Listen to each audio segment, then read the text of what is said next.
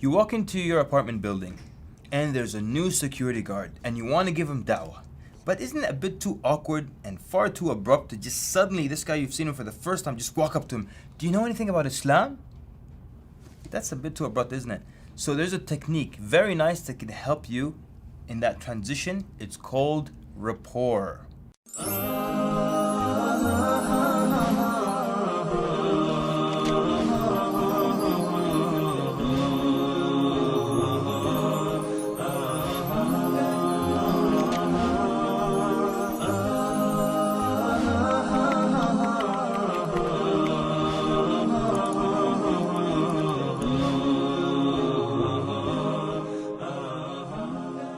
Assalamu alaikum wa rahmatullahi wa barakatuh. Bismillah ar-Rahman ar-Rahim. Alhamdulillah wa salatu wa salamu ala rasulillah. Amma ba'd. So we said we're going to speak about rapport. Or if you're an Arab, rapport. Okay? But it's rapport. So in rapport, basically, it's developing a relationship or establishing a connection with someone first. Let's go back to our example. The security guard, new guy. So the old guy is Jeff. And he replaced Jeff. So it's just, I can't walk up to him immediately, hey, do you know anything about Islam? Let me tell you about Islam. Maybe it's a bit too awkward. He's going to think, what is this person? So this is how you establish rapport, meaning establish a relationship or a connection with this individual. You can come up to him and say, hey, how are you doing? You new here? Yeah, I'm taking over for Jeff. I'm just going to be here for a week. Jeff has a vacation and I'll be back. What's your name? My name's John. Nice to meet you, John. I actually live on the 3rd floor. Just introduce yourself. That's all you do this time and you go. So a number of things. Number one, you know now that he's going to be around for a week, all right? So I don't have to hit him right now, meaning hit him with the news right now. So I've got some days. I'm not going to waste my days now. Now, maybe I come in the next time, hey, what's going on, Jeff? How are you doing? Or was he John? No, he was John, right? So, hey, John, what's going on? How do you like the weather? You can never go wrong with the weather. If you know anything about sports and you're not like a nerd like me, talk about sports. Yeah, that horrible team, Manchester United, lost again. Whatever it is, right? All right, but seriously, why did I mention sports? Because one of the ways to establish rapport is to find a commonality, meaning something that you have in common. So you might talk about sports this time, then maybe the 3rd time when you come, you can bring up Islam and it wouldn't be too weird and too awkward because now he recognizes your face, he's spoken to you before, and you have established rapport. Rapport can be through something that you have in common, something that you both like or something that you both dislike, whatever gets you to connect. And we connect quickly with someone who is similar to us or likes the same things. Again, if you find out that the other person, complete stranger, likes your same football team or soccer team, you're immediately going to connect. Or even if they're the opposing team but still within your same sport, you're going to connect, you're going to talk to this person like you've known them your whole life.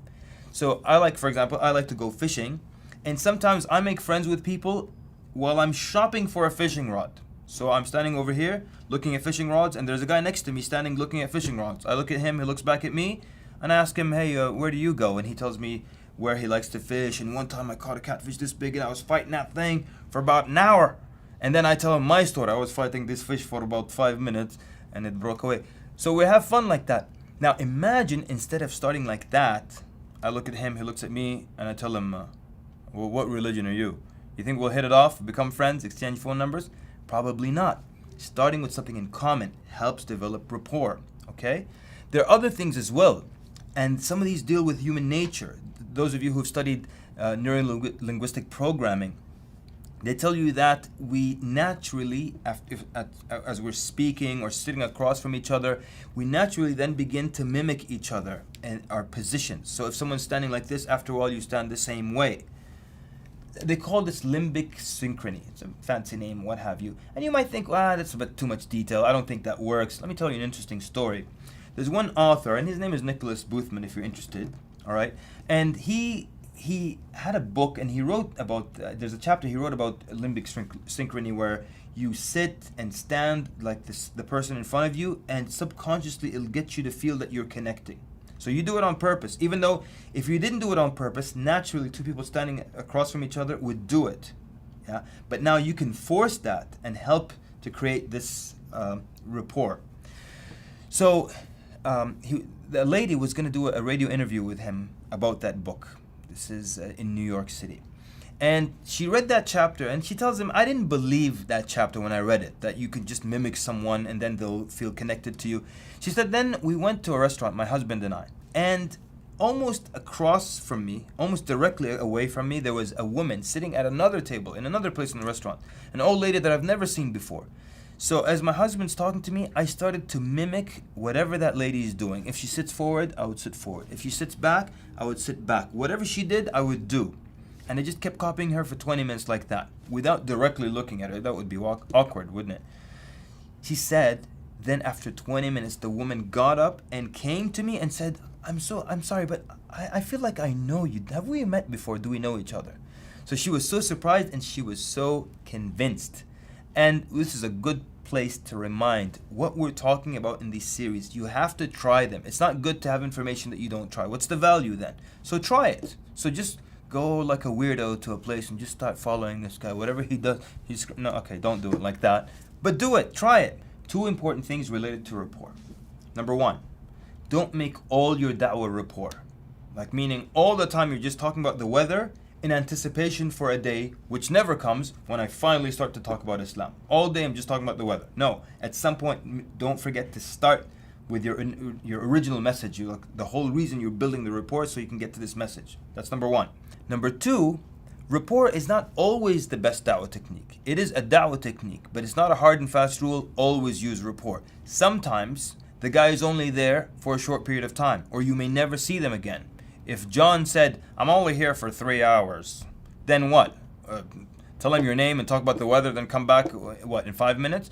No, then sometimes it's the only opportunity you have. So rapport doesn't work. It's just a da'wah tool, so put it in its proper place. And since we're on this subject, it's so important to use the proper tool at the proper time and proper place. True story. This guy said, I used a da'wah technique of the Prophet ﷺ, and it didn't work. So he said, how can a technique that was used by the Prophet ﷺ not work? Okay, what was happening?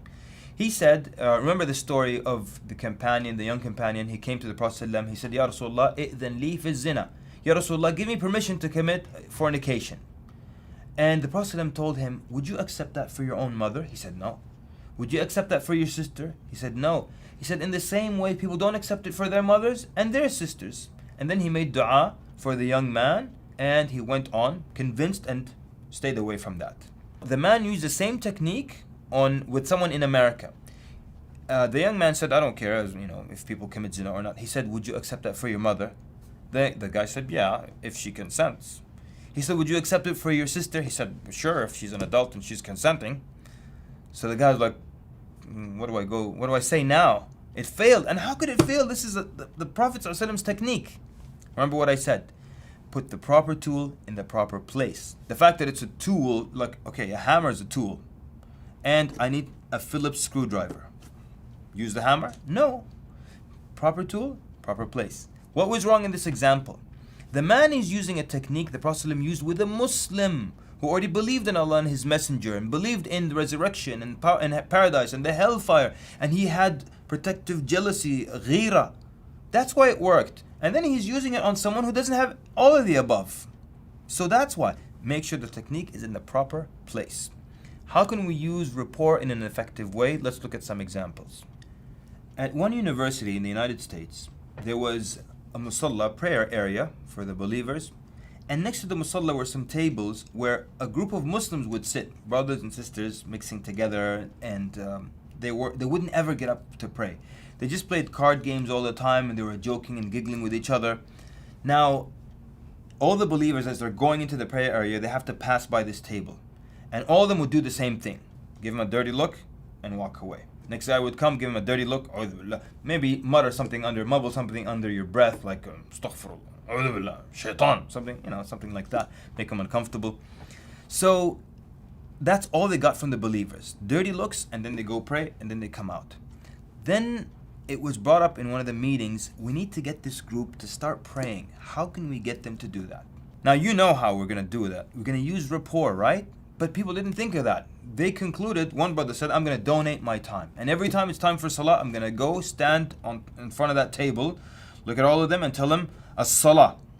It's prayer time. Come on now. Do you think that's going to be effective? They already know it's prayer time. Okay? They're Muslims. They see around Dhuhr time Muslims walking in that area that says Musalla. What do you think is happening there? And then after 5 minutes, they all leave. So they know it's prayer time. So you're not adding anything of value when you come and frown at them and say, As-salah. How about using rapport here? Why don't you come and try to build rapport with this group? You might come one time and just show interest in them. Remember that other technique of making people feel important, showing interest in them? So you come and say, Assalamu alaikum, how are you guys doing? What are you guys playing? And then you're not interested in their card game, but you're trying to show interest in them. And they tell you what card game they're playing, and is it easy to learn and stuff? Okay. Well, anyways, my name is so-and-so, and I just wanted to say hi. You go, whoa, we've been sitting here for weeks, and these religious guys, just give us these dirty looks, and they treat us like we're subhuman. But I like this religious guy. He's pretty nice. He comes, and he's interested in what we're doing. You might come the next time, and if you got like some candies, little candies, hard candy, chocolates or something like that. It's like, hey, you guys want some candy? Give everyone a piece of candy. What are you guys playing today? Who's winning? Who's the best player? Get them to do some trash talk amongst each other. Rapport. Third time you come, hey, how are you guys doing today? Assalamu alaikum, everyone okay? Then you ask them, hey, you know what? You guys, you stay here right next to the musalla, and you see people go in and come out. It only takes them 4 or 5 minutes to pray. So why don't you guys join us for the salah? You think you might have more of a chance of getting an affirmative or a good response? Probably. So rapport is a tool to be used. A salah doesn't help and it doesn't benefit them. They already know that it's a salah time. Remember the meeting when they said, how are we going to get them to pray? Believe it or not, in that meeting, there was someone who was friends with somebody in that group. He already had the rapport and they still didn't use that connection. So be conscious of this, wanting to use this technique. Develop a relationship with people.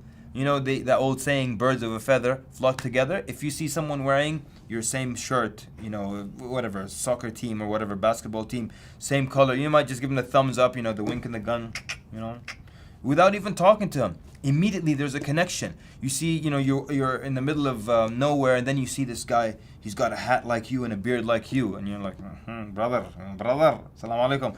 Immediately there's this connection. So connecting, it's very important for human beings. It's a very important tool in da'wah. Use it. جزاكم الله خير. صلى الله وبارك على محمد والسلام عليكم ورحمة الله وبركاته.